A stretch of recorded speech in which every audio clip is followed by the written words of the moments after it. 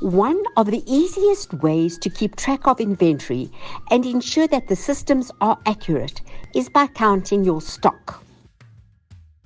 The term stock count often calls to mind an annual event where lots of people are involved, and every item in the primary warehouse and any other warehouses is counted and checked against the inventory computer system. This annual stock count is necessary to determine the value of inventory, but this should by no means be the only mechanism for determining the product quantities and therefore the total value of our inventory.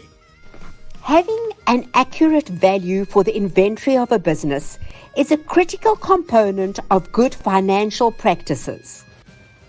The value of inventory is calculated by multiplying the quantity with the cost price, and this value is reflected in the balance sheet of the business.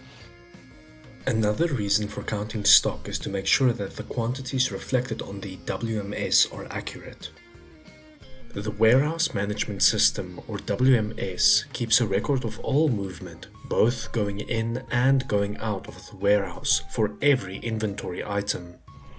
If the physical quantity in the warehouse does not agree with what is reflected on the system, this can lead to all sorts of problems, such as sales may think they have goods to sell, but they actually don't.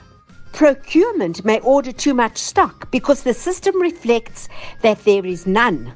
Production may be delayed because the system may indicate that material is available when in actual fact it is not.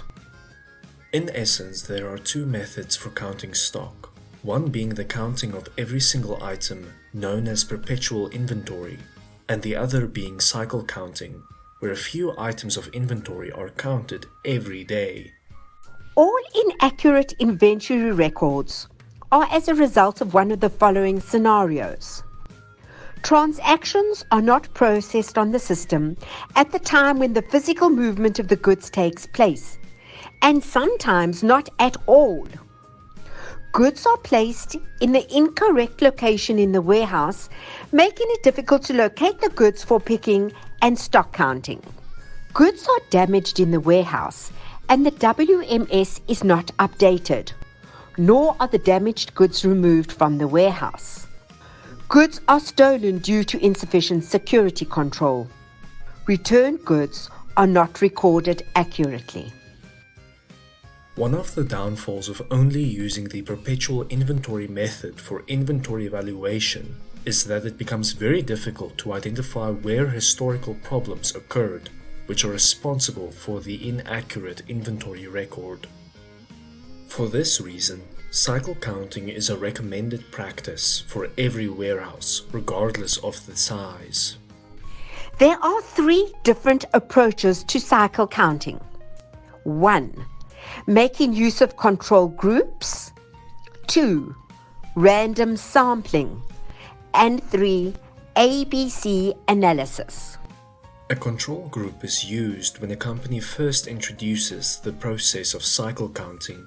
The idea is to select a group of products that can be counted every day or week, depending on how quickly the inventory turns in the warehouse. By counting every day, you are able to identify what problems are occurring and the cause of inaccuracies. If the problems occur for the control group, then the same problems are most likely occurring in the rest of the warehouse. Another way to action cycle counting is to count a random group of inventory items. Random selection means that different inventory items are counted each day. The quality of items selected may be the same with every count and draw from the same list of items. This is known as constant population and may result in the same items being selected for counting more than once.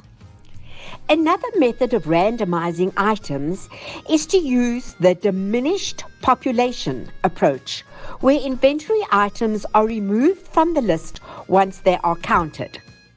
ABC analysis is a methodology used to categorize inventory items, not only for stock taking. Typically, the A items would be the items with the highest value, but often the lowest quantity. The C items would be the lower value items, which have much bigger volumes.